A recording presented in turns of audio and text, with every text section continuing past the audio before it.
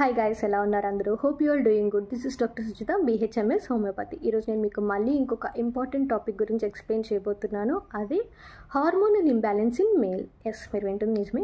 ఆ అబ్బాయిలలో కూడా hormonal imbalance ఉంటుంది, వాళ్ళకి మూడ్ స్వింగ్స్ ఉంటాయి. అండ్ అమ్మాయిలకి ఇట్లా PMS ఉంటుందో, అబ్బాయిలకి IMS ఉంటుంది, అంటే ఇరిటబుల్ మేల్ సిండ్రోమ్.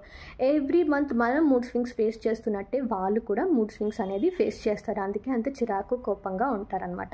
సో టాపిక్లోకి డీప్గా వెళ్ళిపోదాం. మూడ్ స్వింగ్స్ ఉన్న వాళ్ళలో స్ట్రెస్ ఎక్కువగా ఉంటుంది అండ్ హార్మోనల్ ఇంబ్యాలెన్సెస్ లైక్ ఇందాక చెప్పాను కదా, IMS irritable male syndrome and male menopause అంటే ఏంటి, వాళ్ళకి కూడా పీరియడ్స్ వస్తాయా అనుకుంటారేమో. నో, పీరియడ్స్ కాదు. సో ఇది mid-30s స్టార్ట్ అవుతుంది. సిమ్టమ్స్ బయటపడేది ఇన్ బిట్వీన్ 40 to 50 ఏజ్లో.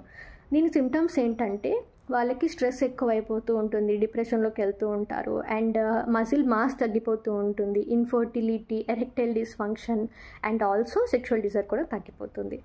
వీళ్ళకి స్ట్రెస్ ఎక్కువగా ఉన్న, డిప్రెషన్ ఎక్కువగా ఉన్న ఈ ఇరిటబుల్ మేల్ సిండ్రోమ్ అనమాట. దీంట్లో సిమ్టమ్స్ ఇవి. కార్టిసోల్ లెవెల్స్, స్ట్రెస్ హార్మోన్స్ అంటారు వీటిని. ఈ లెవెల్స్ ఎక్కువైపోయినా ఈ ప్రాబ్లమ్స్ని ఫేస్ చేస్తారు. సరిగ్గా ఫుడ్ తీసుకోకపోవటం, ఎక్సర్సైజెస్ సరిగ్గా చేయకపోవటం, స్లీప్ సరిగ్గా లేకపోవటం, వీటిలన్నిటికీ రీజన్ అనమాట ఇది. అండ్ వీళ్ళు ఏంటంటే సోషల్గా కూడా ఇన్యాక్టివ్ అయిపోతారు. వాళ్ళు చేసే వర్క్ మీద కాన్సన్ట్రేషన్ ఉండదు, ఊరికే చిరాకు కోపం వచ్చేస్తూ ఉంటాయి. సో మీలో ఎవరికైనా తెలిసిన వాళ్ళు ఇలాంటి ఇష్యూస్ ఫేస్ చేస్తుంటే వాళ్ళే మెడికల్ సీక్ అనేది అవసరం. సో వాళ్ళకి వెంటనే ట్రీట్మెంట్ చేసుకోమని చెప్పండి. Okay, thank you.